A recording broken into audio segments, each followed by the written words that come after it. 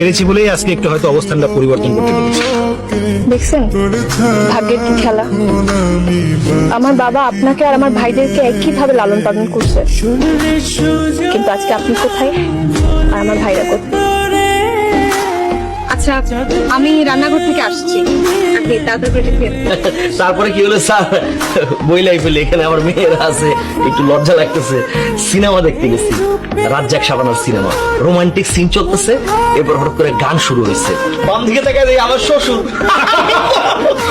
আমি তো ওইটা সিনেমা বলছি গা, দৌড়ে দৌড়ে একদম বাসায় এসে পড়ছি। বাবা, তোমার তো একটা বড় কোম্পানি, তুমি তো আমাদের কখনো বলোনি, আমরা জানিও না। তোমার যখন এত বড় একটা কোম্পানি, তোমাকে একটা কথা বলবো? চাচিমা, 1 টাকা না, আপনি 1000 কথা বলবেন, কিন্তু আমার অনুমতি নেওয়া লাগবে কেন?